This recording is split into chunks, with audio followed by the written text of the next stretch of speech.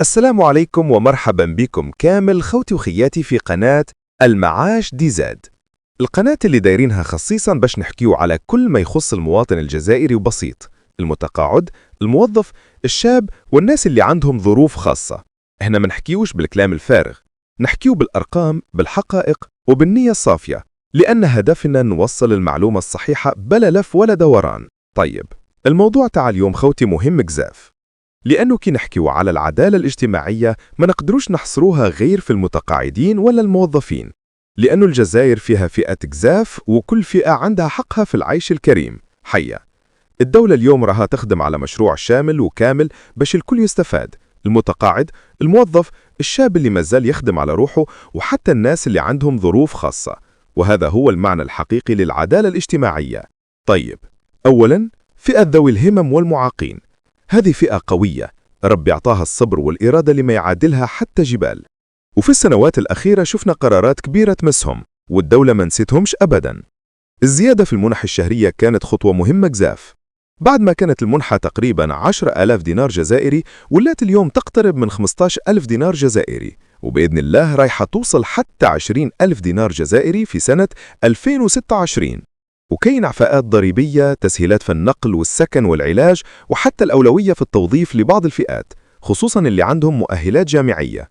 وهذا ماشي صدفة، بل توجيه مباشر من رئيس الجمهورية اللي قالها بالحرف: ذوي الهمم ماشي فئة مهمشة، بل فئة قوية لازم نمنحولها كل الظروف باش تعيش وتنتج وتفرح.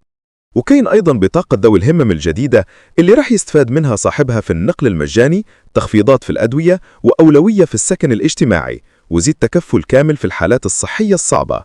وهنا لازم نقول كلمة حق، الدولة ما راهيش تهدر، راهي تخدم بالفعل، والقرارات اللي راكم تشوفوها اليوم هي دليل واضح على التغيير الحقيقي في الميدان. هيا.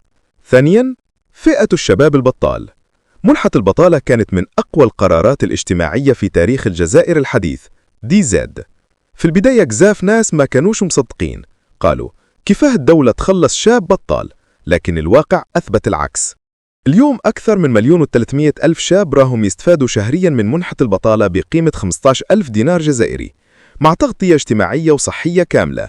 يعني الشاب هذا عنده حقوق كما الموظف بالضبط، والأهم المنحة هذه رايحة تتطور أكثر باش ما تبقاش مجرد مساعدة مؤقتة، بل تتحول إلى وسيلة للإدماج في سوق العمل.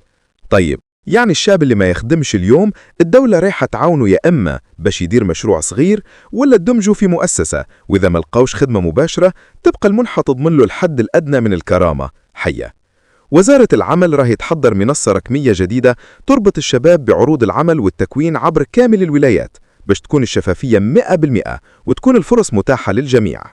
كاين شباب داروا مشاريع صغيرة في التجارة، الخدمات، الفلاحة، الحرف، والدولة رح تزيد ترفع سقف الدعم المالي للشباب اللي يثبت الجدية في مشروعه. حية. ثالثاً، العائلات محدودة الدخل، أي الفئات الهشة. أكيد ما نقدروش نغفل هذه الفئة من الناس اللي ما عندهمش دخل ثابت ولا يعيشوا على الإعانات الاجتماعية. في قانون المالية 2026 كاين مقترحات واضحة باش يزيدوا قيمة الإعانة الشهرية لتوصل عن طريق البلديات. مثلا منحة التضامن كانت حوالي 10,000 دينار جزائري، وهكا رايحين يرفعوها ل 14 أو 15,000 دينار جزائري شهريا، يعني زيادة معتبرة تريح العائلات اللي تحتاجها. حية. كاين أيضا منحة خاصة للأرامل والأيتام اللي يستفادوا من صندوق التقاعد، وهذه المنحة راح ترتفع بنسبة من 10 ل 20% باش تواكب غلاء المعيشة وارتفاع الأسعار. طيب، في الخلاصة خوتي، البلاد اليوم ما راهيش تمشي بالوعود، بل بالقرارات الميدانية والنتائج اللي نعيشوها في الواقع. نشوفوا زيادات في الأجور. حية. تحسين في التقاعد. حية. رفع في المنح. حية. إصلاحات في الضرائب. حية. وكلها مؤشرات أن الجزائر رايحة نحو دولة اجتماعية حقيقية. أكيد الطريق ما زال طويل ومستحيل نرضي كل الناس من أول عام، لكن المهم أن العجلة تحركت والنية موجودة والعمل ميداني. حية. المتقاعد اليوم يسمع أخبار الخير، الموظف يستنى الزيادة الجاية، الشاب البطال عنده أمل يخدم، وذوي الهمم يعيشوا كرامة جديدة كل يوم. وهذه هي الصورة اللي لازم نفتخر بها. الجزائر بلاد العطاء وبلاد الخير، والجايات بإذن الله خير وأفضل. حية. ما تنسوش خوتي، ديروا لايك، اكتبوا تعليق تشجعوا به القناة، واشتركوا باش يوصلكم كل جديد من المعاش دي زاد. وخلي التفاؤل ديما شعارنا، وربي يجعل القادم أجمل وأفرح لكل الجزائريين حيا. والسلام عليكم ورحمة الله.